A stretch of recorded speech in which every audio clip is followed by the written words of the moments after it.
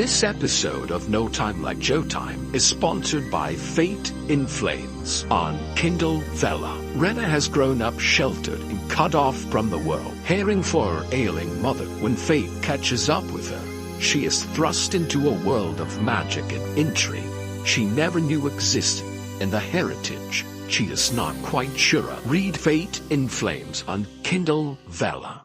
Welcome to No Time Like Joe Time, where TV gets deep for no reason. I'm Generic Joe, here to say the same thing each time before you listen to an episode. You can find No Time Like Joe Time wherever you get your podcasts and on YouTube. I'm just that generous and kind of a guy.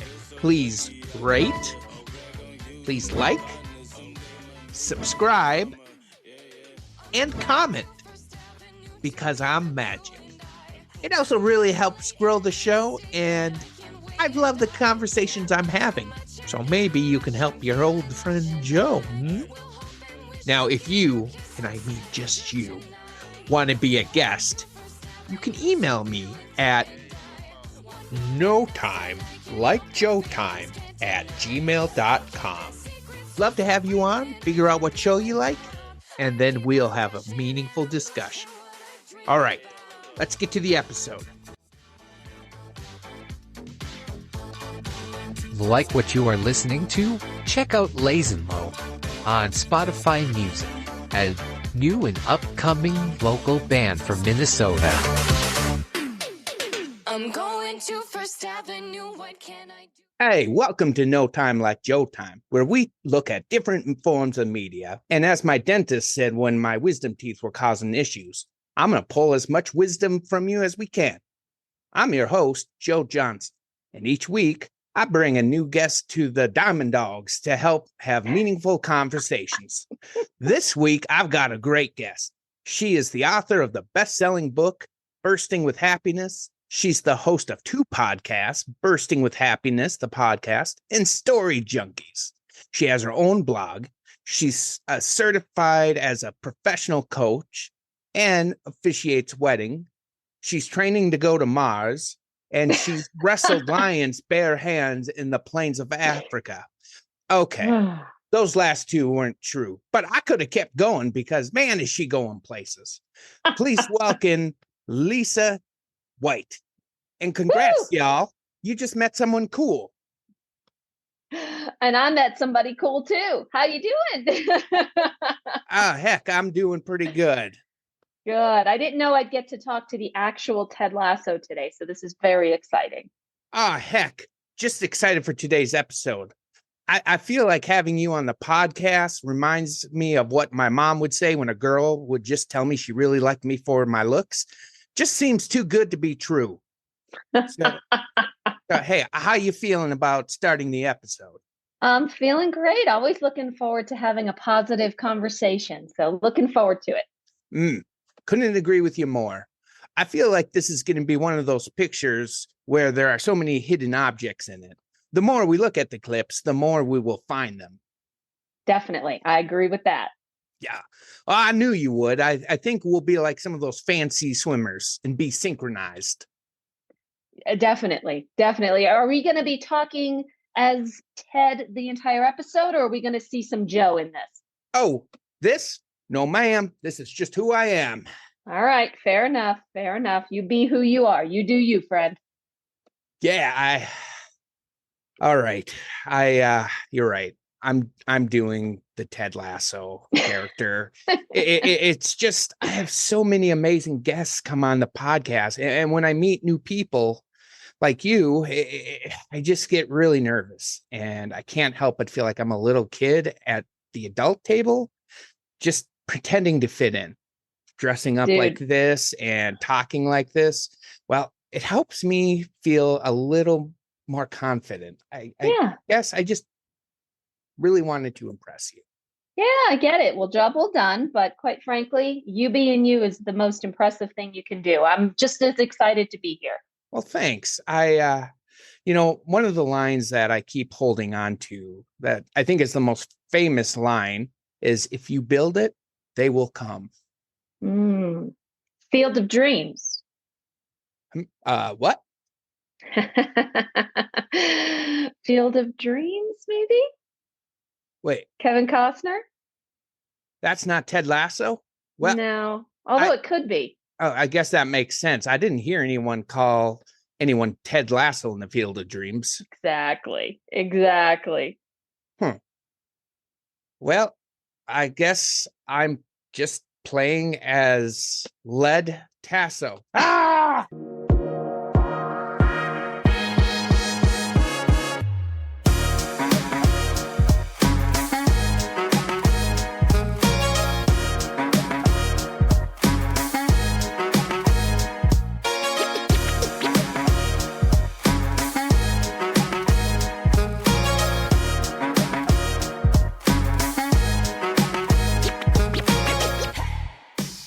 As I always tell everybody, thank you for sinking that low to do that with me. Yes. Fun stuff. Um, so I feel like you have a little bit of improv in you. Oh, yeah. Oh, yeah. Is it because I know you do a lot of speaking? Is that Yeah. kind of where it comes? I've always been pretty quick on my feet. But when you're on a stage and interacting with people, and a lot of the talks that I do, we engage with each other, the audience, and we talk and we share and contribute ideas and feelings. You got to be able to, have a couple of things in your back pocket that you can bring up and, create that sense of laughter and fun. Yeah, definitely. Have you always been drawn to public speaking or? Oh, yeah. Yeah, me too. Yeah. I always say like my dream is being in a stadium like full of 50,000 people and then somebody being like, "Hey, do you want to just randomly come up here and talk?" Yes. And like that energy that comes with it. Yeah. And, yeah, I agree. And I think when you have the right energy, which I'm sensing you already do, like it draws people in. Yeah. Well, and I think it comes from a place of genuinely wanting to connect with people. I mean, when I get up on a stage, I'm not there to sell, I'm not there to preach anything. I am there to serve. I am there to inspire people to find joy in life and to remind them of their awesomeness, because I think that too often we don't think of ourselves in the positive light and as the great people we are. We talk about instead what we don't accomplish and where we feel like we're failing. But I love to help people see their greatness. And when I get on a stage or have a conversation with someone, that's what I set out to do. Yeah, I love that so much because that is so I'm so in line with that. Like when I work with my boys or talk with my boys or when I'm working with people at work, I always quote Mr. Rogers that I like you just the way you are. And absolutely try to talk through them. I wrote a little poem for my boys, which is like, what does it mean when I say I like you just the way you are? It means if you won 100 trophies, I'd be so proud of you, but that's not who you are. I like you just the way you are. If you broke a lot of my toys and yelled at me, my feelings would be hurt and I talk to you, but that's not who you are. It's you I like. And I think that's such a powerful message. And I'm so glad there's people like you out there spreading that message. Yeah, definitely. I love it. Right back at you, my friend. Yeah, definitely. So I think talking to you, I do get totally a Ted Lasso vibe. And so I might already see why you've connected with the show, but I'm just curious, like what drew you to the show? What's the history that you have with the show? And why did you want to pick this one? Absolutely. Yeah, for sure. So let me back up a little bit. So as positive and as optimistic as I am, I have always been a bit anxious, even as a kid. And I wrote about this in my book, just a fear, worrying all the time, thinking that something bad was going to happen and how can I prevent it? And just a nervous little kid. And that has been a part of me since growing up, all through adolescence and my teenage years and into adulthood. And for the most part, I've been able to manage it fine. And this is something I also talk about in my talks as well, because I believe that everybody has struggles, but they don't define us. We can be joyful despite our struggles and challenges. And throughout periods in my life, I have had to reach out for professional help and support to kind of tweak the tools so that I can continue to be me and happy and know that I can live a very happy and wonderful life. And whenever I found that I was struggling with that, I have no shame in reaching out and getting that Yeah. support. So as you can imagine, COVID was one of the worst Yeah. times of my life. Oh, I mean, I it bet. was so hard because I'm a germaphobe just naturally. Mhm. I used wet wipes and sanitizer before it was cool to use wet wipes and sanitizer. You know, my Yeah. kids call me safety patrol. I mean, this is what I do. This is who I am. And everybody's safety is the most important thing in my life. And sometimes when I struggle and have those feelings of out of control with lack of control, Mm. it becomes a problem. So COVID was very, very, very, very dark, very difficult. Yeah. And I was struggling to find any sense of joy at Mm. all. And a friend of mine said, you know, you got to watch this show, Ted Lasso. And I'm like, well, what is it about? And she said, soccer and British. And I'm like, I don't know, you know. But one of the things that I talk about is, you know, trying something different, because there Mm. are things about us we don't know, and we can find joy in things that are unexpected. So she's like, you know, Lisa, you preach about finding joy. You need to step out of your comfort zone and try it. What's the worst that can happen? You try an episode, it's not your thing, or it's not your cup of tea. Yeah. Zing, and you move Brilliant. on. So I said, you know what? You're right. And I watched the first episode and I was all in. It Mm. became something that brought me so much joy in a time that was so dark. Mm. And, you know, just the writing was genius, and the character development and the funny, I Mm. mean, funny things. But what I loved the most about it was it kind of restored my faith in humanity. I mean, this Mm. character, and I know he's not real, and I know Ted Lasso is not a real person, but the joy and the simple back to basics of creating feelings of joy for other humans in the show, Mm. and acknowledging people as people and not just what they did on the field and what they could do Yeah. for you. It just reminded me at my core that most people in the world are pretty darn great. And if we Yeah. see each other in that way more often, it can really make a difference in the world. Yeah, that's great. There's a few things I want to touch on with what you're saying. One, I love that you're open about like, yeah, I've had anxiety, I've had Absolutely. struggle, because that makes it so much more relatable. I I always know that like Mr. Rogers hated being considered a saint, because he's like, if people label me as that, it seems like it's something then unattainable. Yeah. And that's not true. So this idea of like, hey, you know what? We all struggle, but you can still Yep. find that joy, I think is such a powerful message. And Yes. so I, as somebody who struggled a lot with mental health growing up, and especially being a guy where I felt like it was just me, I can definitely appreciate just that honesty and vulnerability, what comes from it. Yeah, I appreciate that. Well, Yeah. I felt like I was doing a disservice to the world because before 2020, before COVID happened, no one really knew my struggles, because why Yeah. would they? I mean, they just saw me as this, you know, put together person and great. And when I kind of, you know, unraveled and spiraled out, people were shocked. My friends, my colleagues, my acquaintances were Mhm. struggling to see. And I realized I was perpetuating an illusion that I did have it all together. And yes, I do, but I also have this other side of me. And Yeah. by not sharing that, it wasn't being honest with the fact that, hey, we all have something that we're Yeah. struggling with, and we can be joyful despite it. And I've actually had people tell me, you know, seeing what you were going through, it gave me the confidence to know that I can deal with what I'm dealing with and still find joy in life too. Yeah, exactly. It's so Yeah. good. And it's I got into Ted Lasso because I was out with a friend of mine, and he was like, "Have you seen Ted Lasso?" I'm like, "No, I haven't." He's like, "Oh, you would love it." And he told me about the dart scene. And I was like, "This sounds amazing." And then so we watched it right off the bat. I'm like, "This seems pretty cool." But the line that got me where I'm like, I'm fully in was, "Do you believe in ghosts, Ted?" "I do, but even more so, I think they should believe in themselves." I'm like, "Oh, yes, that's great. That's something." Oh, And oh, so I was hooked. We were kind of talking too about like just people not knowing what's going on behind the scenes, and you set up the clip perfectly. And so the first clip we're going to look at, just for some context, this is season 3. And one of the team members revealed that he is homosexual, and one of the players seems to be mad about it.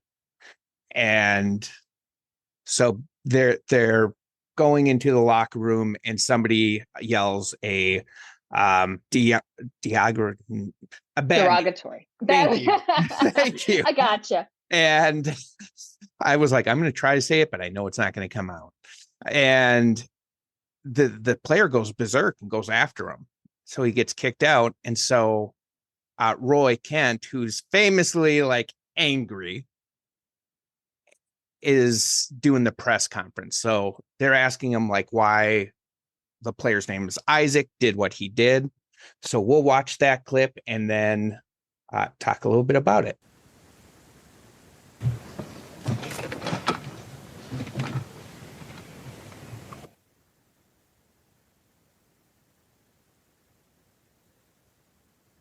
When I was first coming up through Sunderland, there was an old timer on the team, local guy.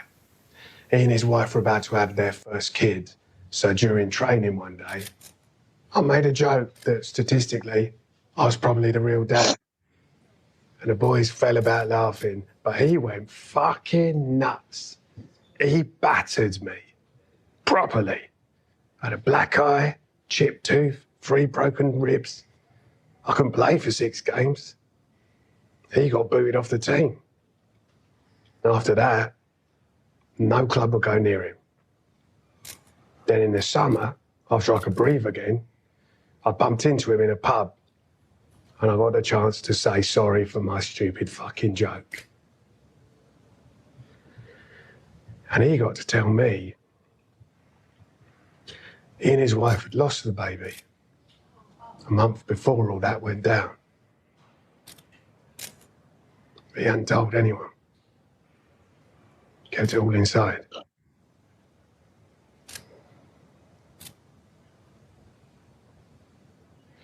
Look, I get that some people think if they buy a ticket, they've got the right to yell whatever abusive shit they want at footballers. But they're not just footballers. They're also people. And none of us know what is going on in each other's lives. So for Isaac to do what he did today, even though it was wrong, I give him love. That is such a good So good. development of Roy. And one thing I think about when I see this scene. So when I was younger, there was this artist named Ginny Owens, I believe her name is. And she's a Christian artist. And one of her songs was like, I will go through the fire if you want me to. And I was listening. It was about struggle. And I'm like, no, she's probably got it on Easy Street, like just making a nice song to sell albums, whatever. So I went to my cousin's house and I'm like, I bet you she's not seen one trouble day in her life. And my cousin goes, Joe, Ginny Owens is blind. And I was like, oh, maybe she has gone through trouble. Wow. And so I like that like when we reveal what's going on with us. Yeah. Like Wow. it makes sense. Yeah. And so, Yeah. and I love what you're talking about, like helping people remember that they're great. You know, I work with people who've made mistakes, and it's usually not just because I felt like it. There's bigger things going on. And so I just thought that whole scene was powerful. Well, what were some of your takeaways? Agreed. I mean, right off the bat, we don't know what people are going through and their responses to it, and not understanding, you know, their backstory, but understanding that we are all human. You know, the fact that, he said, and I love that it all came from Roy, which made it Yeah. even sweeter. The guy who F's this and F's that, and man, he's funny, but he's a little rough around the edges. You Yeah. can see the development in the character, which is absolutely true. But what I love about the scene, it reminds us about, it's not about the game, it's about the humans playing the game. Yes. The reminder that we are all humans. So your colleagues at work, the people you meet in a grocery store, the people who are your customers. These are, yes, customers, clients, colleagues, bosses, but they're also people. Mhm. People at the core. And I love when I have an opportunity to talk to leaders and managers, because I always say, we're people first, colleagues, competitors, coworkers, employees second. Because the first piece is that human component. The second piece is that secondary role in our lives. And if we support someone on that human level, they will deliver for us in the other areas of their life too. So I have managers who they cannot get the productivity that they want. They're not getting the results. And my first question is, well, tell me about these people. And they all go into their role and their responsibility in the organization. And my question is, no. Tell me about these people. Yeah. And the more you can develop and enhance and help them become wonderful people, the more gratitude and connection they're going to feel in that role, and will move mountains for you, because they know you care about them as a human first and everything else second. Yeah, that's beautiful. I agree. I know. So when I got a job as a production manager at a company called Foxtrot, and when I came in, the floor was very toxic. People were literally building walls. Everybody was watching everybody for any little slip up. And first few months were rough, because I'd have somebody new in my office every day being like, you need to fire this person. They're doing this, and this. And I kind of was like, okay, getting production numbers up will be great, but right now that's not what I need to focus on. And so I did a lot of work on the team, started to set a new standard of like, how do we treat each other? Who are we? Yeah. And within 6 months, it went from this toxic area to having one of the highest employee satisfaction in company history. And it was tough, but holding that ground. And I think you probably see this in your job, where sometimes managers probably just want to be like, let's just iron fist this. Just come on, just do it. And that usually doesn't get great results, probably. Yeah. Agreed. Yeah. And I'm curious, have you ever met somebody like Roy Kent, who's rough around the edges, but had just this whole other side to him of being like a great human being? Oh yeah. I mean, it's people do and behave the way they know. And maybe, for whatever reason, whatever their history, this is how they feel and are outwardly expressing who they are. But I have found that, if you really get to know someone and believe in them and help them see the greatness in themselves, I mean, it will soften. It's all about seeing the human side of someone. And the fact that, the whole relationship dynamic between Jamie and Roy, the whole, when his father was being a jerk, and Roy was there to support him and love him. I mean, you could see he's a good human. And I believe most people are good humans. Yeah. I mean, yes, of course, you've got people who just are not good people, but I think they're few and far between. I believe that, Agreed. the majority are good people, would really help out another human if possible, if they could. And we're all just doing the best we can with what we have to work with. Yeah, I agree. And I think having somebody believe in you. Yes. So, I mean, Ted Lasso has the great line, like, talking about season 1 with Trent Krim, when they're out and eating, and he's like, it's not about winning or losing. It's about having these guys be the best versions of themselves. He's like, is it hard? Yeah, it's hard sometimes, but it's also hard growing up not having somebody believe in you. Yeah. And I think having somebody believe in you that you can become more. Yeah. I often said, like, when I most of my life, I had very low self-esteem. And when I had great mentors who believed in me, I wasn't ready to believe in myself, but I believed in them and they Yeah, believed in me. So that meant something. definitely. Definitely. Yeah, it's true.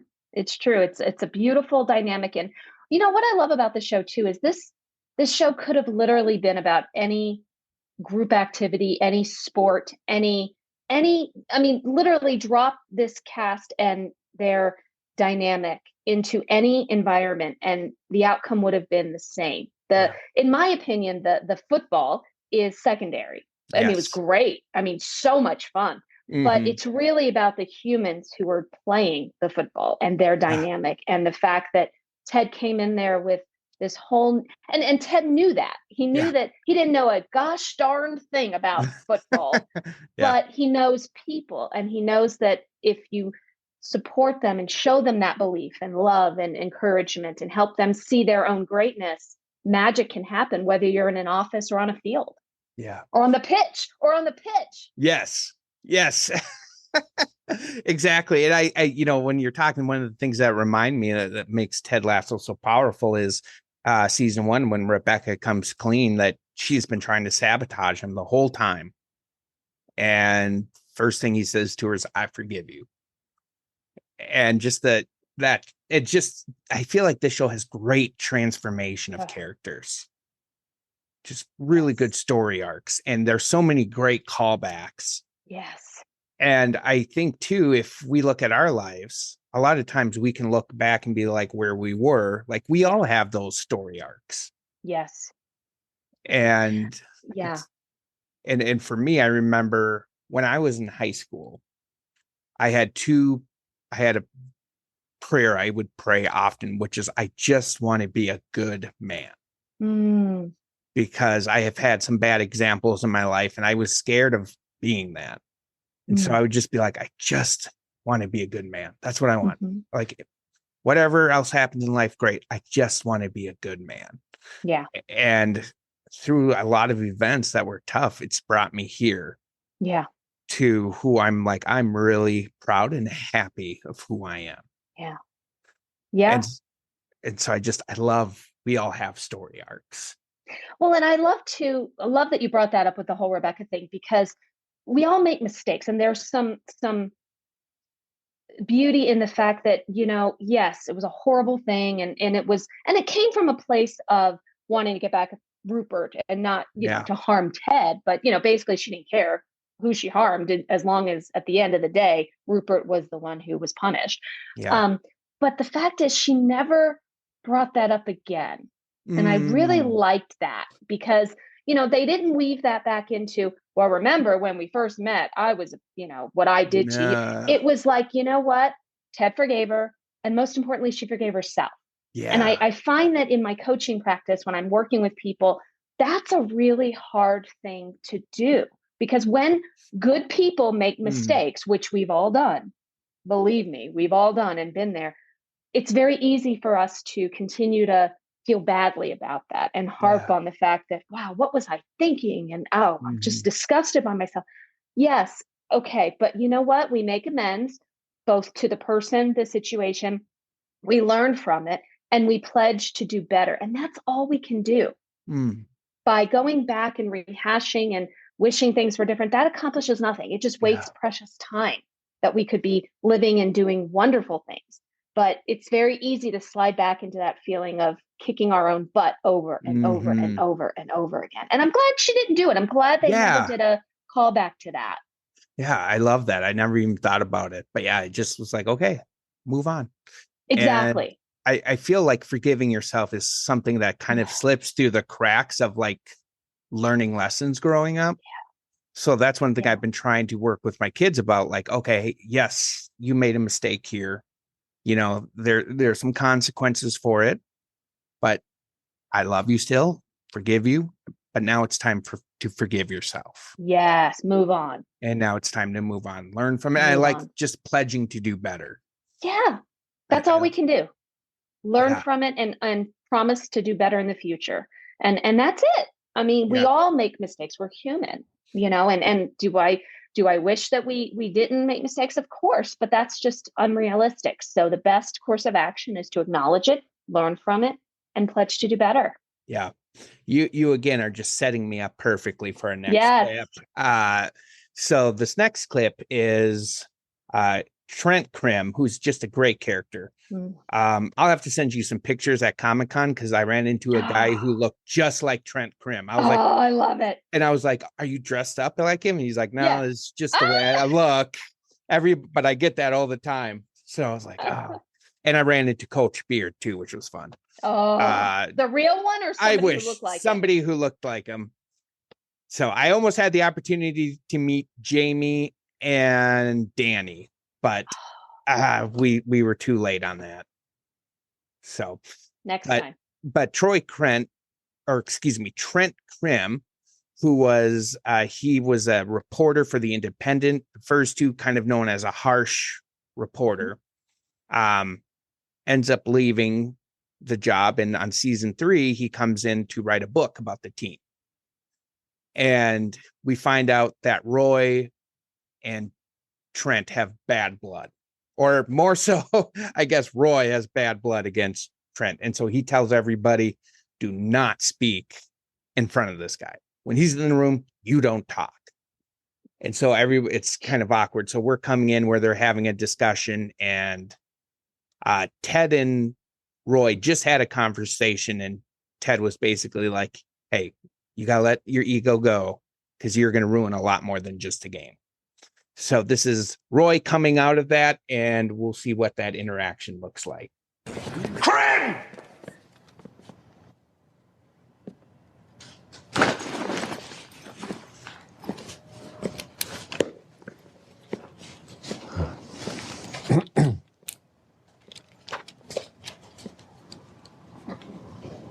It's actually quite funny when he yells at other people, isn't it?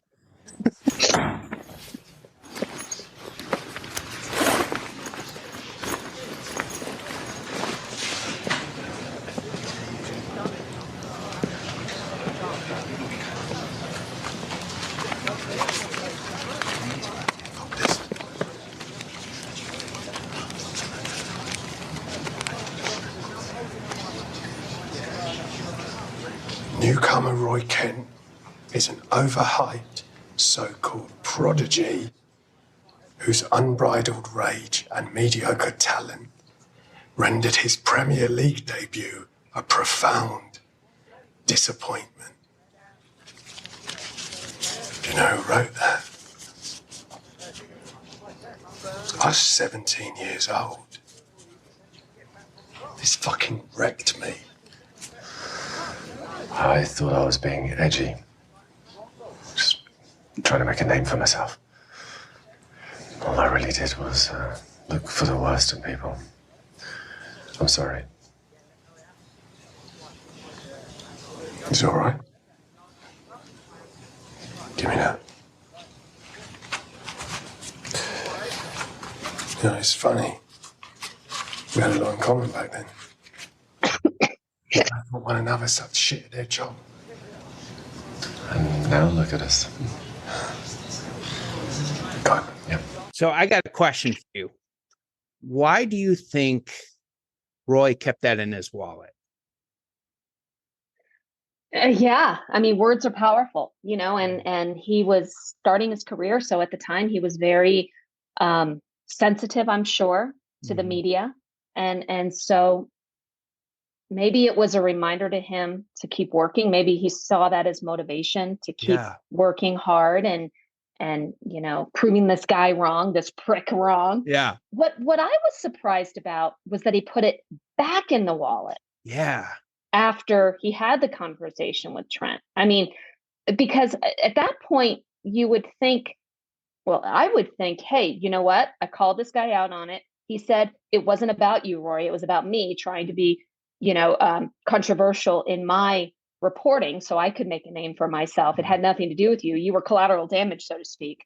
But it's a good reminder that words matter. And, you know, I mean, we may not even think of something, but somebody else can take it to heart, both positive and negative. Yeah.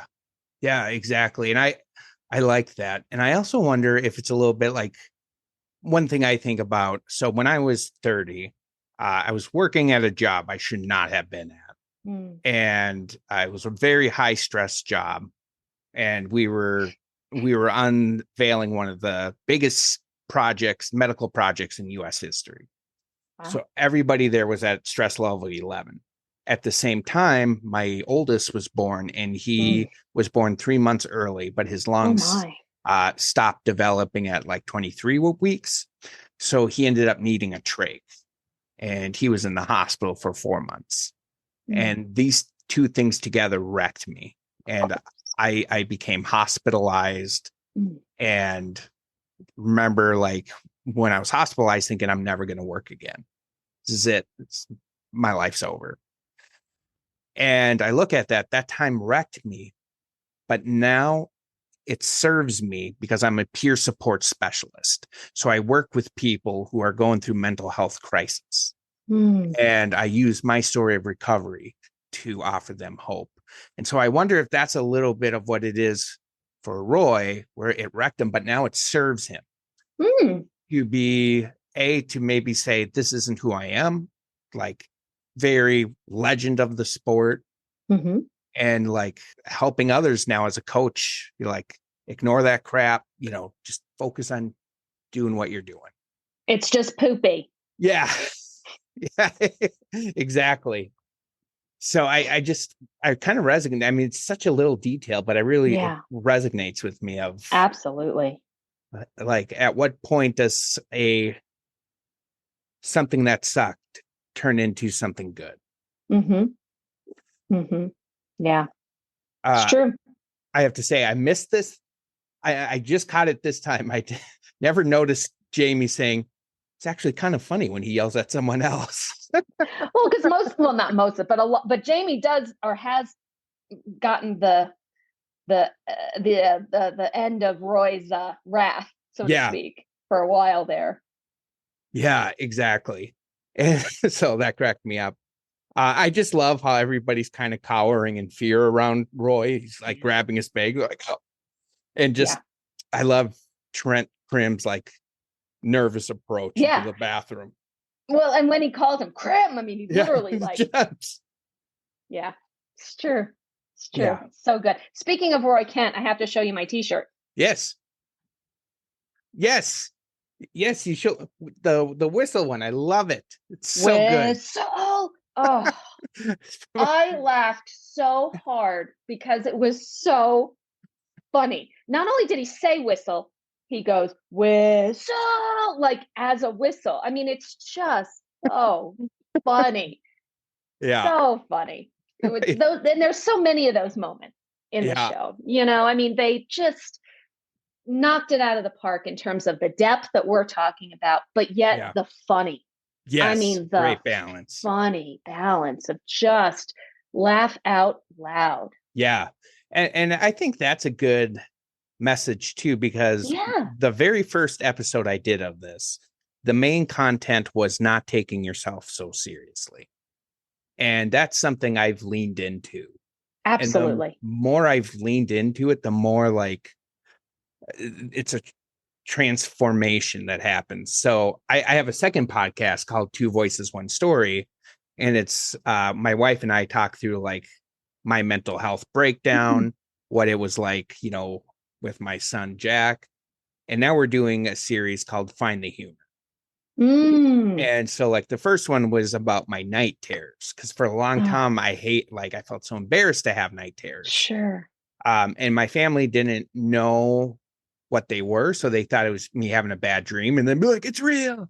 So they would get frustrated with me because, again, they didn't know.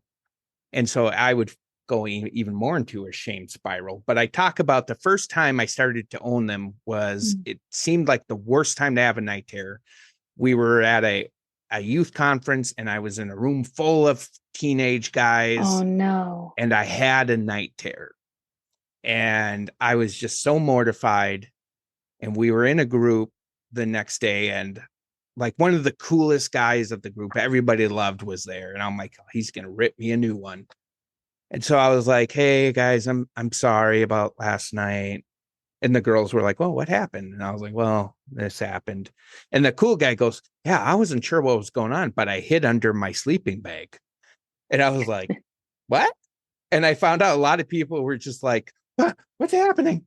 And I found that it was really funny, people's reactions. And I started to find like humor in it of like, I've scared the daylights out of people. And there's times like my friend who would spend the night, I'd be like, "Greg, there's somebody in the closet." And he's like, "No, there's not." I'm like, "Yes, there is." And he's like, "Really?" And he'd come over and I'd hand him a coat hanger and then go back to bed. He'd be like, and so I like that humor part of this, just taking yourself so seriously. Absolutely. Absolutely. And I think that it's important to look for not only the funny moments in life in general, but when things are hard, it's okay to find the humor in them. It's okay to find the funny, if you will, because we need that. It doesn't mean we are not taking a situation seriously, but some levity can help us process a little bit more. And just, again, everybody's got something, and we can see the humor in it if we try. Yeah, definitely. So before I ask you 3 questions, is there anything else you want to cover that you don't feel like we touched on? As it relates to Ted Lasso? Sure. I just love it. Yeah. I just love it. You know, again, I've often wondered, would I have loved this show as much as I did if it hadn't taken place during such a dark time in my life? Like, it was literally the beacon that gave me something to look forward to and something to really enjoy. And I think I would have, but the fact that it was during such a dark time in my life personally, I think made me feel even more connected to it and just really found it to be the gift that I truly needed. And just it's just so beautifully done. It's just so beautifully done. And of course the whole idea of Ted having struggles, you know, of course, here's this guy who seems to have it all together and is so good about, you know, making everybody feel good. But of course, like everyone, he has struggles too. And finally, his acknowledgement of that and willing to have the conversations, as hard as it is, we got to go through the hard stuff to get past it, because otherwise our body, like he was having those panic attacks, it's going to come out in some way. So it's better to find a way to process it, whether that's through professional support or just getting some sort of resources to help, but you got to go through it to get through it. Yeah, exactly. And just addressing it, and so powerful. So I got 3 questions for you. Yeah. First question, which clip did you like more? Of the 2 that you showed? Yep. The first one. I mean, I liked them both. Yes. But I think the first one was such a beautiful reminder that everybody's going through something that we don't know. And then the fact that Roy Kent, of all people, is the one saying, I don't know what's going on with him and what this came from, but I love him. I support him. And of course, Rebecca, her facial expressions of seeing the evolution of this guy. I mean, when he walked in, they were all like, oh, no, this is not going to be good. But Higgins has the so funny. Looks like he's going to poop right there. But the dynamic of, you know, seeing this person who is very rough around the edges, reminding everyone else of the humanity, and that's the most important piece. You know, that was such a beautiful transformational moment. Yeah, I think that's such a great thing. I agree with you. I like that first clip, and just that reminder.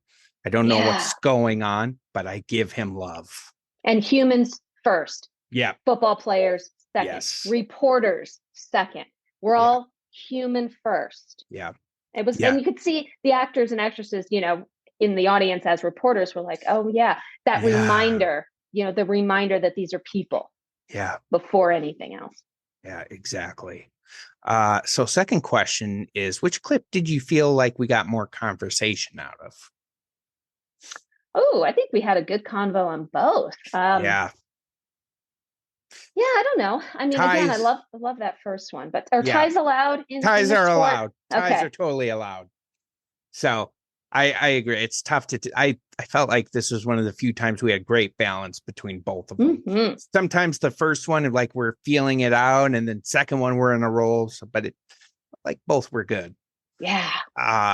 Third question is, if we had to take one of these clips and do a deep dive and just pull out every little nugget of wisdom we could, which clip would you like to look at? I think they're both good. I think we did a pretty good dive on the first one. I think the second one, maybe we could go a little deeper in terms of the power of words and intent. We didn't talk about intent, but another piece that I love to talk about is before we so when somebody says something or does something, our first reaction is, oh, this must have been a slight against me or an inferring about me about something. Well, I think sometimes if we zoom back and know the intent of the comment or the action, then we often will see it has nothing to do with us. And exactly. So I love to remind people, what are some of the other possibilities that this event or this person did this?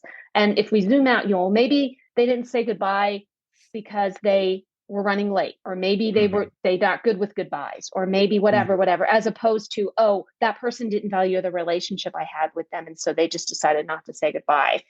Whatever. That's just an example, but it's like, we'll consider the other possibilities of what this person's motivations were. What was their intent? And sometimes just knowing that there are other possibilities can help us maybe take it out of being about us all the time or feel slighted. It's almost like an exercise that you have to like strengthen that thought process. Yeah, for sure. Consider the other possibilities, especially in the middle of it when we feel like it's got to be about us. It has to be. There's no other explanation. Okay, well, maybe that's true. But could there be another explanation that has nothing to do with us? Yeah, my mom will always be like, okay, I'm making this all about me, but were you mad at me? And I'm like, no, I wasn't, Mom. But in kudos to your mom for asking the question. Yeah, exactly. I mean, that's another piece too, is what if Roy had, I don't know, reached out to Trent Krim, years before this, and said, hey, at least get it off his chest. Hey, this was kind of a jerkish move to do. I was a kid. And who knows if Trent would have had the right response at that point. Maybe he wouldn't have even been enlightened enough within himself to know. But again, having those tough conversations with somebody, especially if it's your mom, and you have that dynamic, you have that love and trust, have the conversation. Hey, when you said X, Y, and Z last week, it really hurt me. Was that about me, or is it something completely unrelated? And then just to have the opportunity to clear the air is very important, I think. Yeah, exactly. It's uncomfortable and it's awkward, but it's helpful. Yeah, agreed. I would deep dive that second clip as well. So I want to give you some time. You've got so many good things going on for you. Just kind of talk to people about where they can find you, some of the stuff you're doing, and like what's close to your heart. I appreciate that. Well, as you can see, I'm very passionate about people and the dynamic of people seeing each other as people and helping each other see the greatness in themselves. And so I'm known as the Joy Seeker. So my website is thejoyseeker.com, and there is where people can find all the things about me. Most notably, I love speaking. Any kind of stage, any group who wants to learn a little bit more about joy and how to find it, how to be intentional about it. I welcome those opportunities. I've spoken to groups of, a dozen all the way up to 500, 600 people, just again, reminding them of their greatness and of their awesomeness and how to connect with each other. My talks are fun. We have a great time. We engage, we learn from each other. We have a whole lot of laughs, and it's just something I absolutely love. And it's funny too, Joe, you never know where life is going to take you. I was doing a talk a few years ago, and at the end of it, this lovely young woman came up to me and asked me if I officiate weddings. And I said, well, I've never done it, but it sounds fabulous. Let me effort that and get back to you, because yes, please. Joy, weddings, love, all good stuff. So I got ordained, and officiated her wedding, which was the most wonderful thing. And now I have officiated over 220 weddings. Oh, wow. And it just continues to grow, and people just reach out, and I love it, because what better way to spread joy than to be a part of a couple's magical day? Yeah. But there's information on that on my website too. So if anybody's getting hitched, feel free to reach out. I'd love to chat with you. Yeah, definitely. And one thing I want to add to this is I'm very passionate about like supporting people who I'm like, wow, they're doing cool stuff. And one thing I've appreciated about you, Lisa, is like I felt like 2 minutes in, we've known each other for a long time. Right? Me too. like you just made it so comfortable and relatable. And I always tell people, like, what is somebody like before we hit record? I'm like, this is Lisa. This is who she was before we hit record. Somebody who cares, somebody who's very, she's very established, and I'm just starting off with podcasting. So for her to come on, I think that shows a lot about, there's a saying, you can tell a lot about somebody by the way they treat people who can do nothing for them. And so I just highly encourage, if you have anything, you have Joe's full approval. Check her out. Check her website out. If you're looking for somebody to marry you, you won't regret it. Oh, thanks, man. Yeah.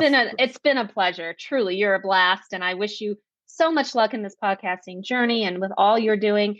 You're changing the world. You really are. And I think you're a fellow joy seeker, my friend. Exactly. So appreciate you coming on. It was such a gift. And I'd love to have you back someday. For sure. Yeah, definitely. I say this every time. My sixth sense of humor is hopes that the second we hit stop, you'll be like, no, I am never coming back. That was just me being nice.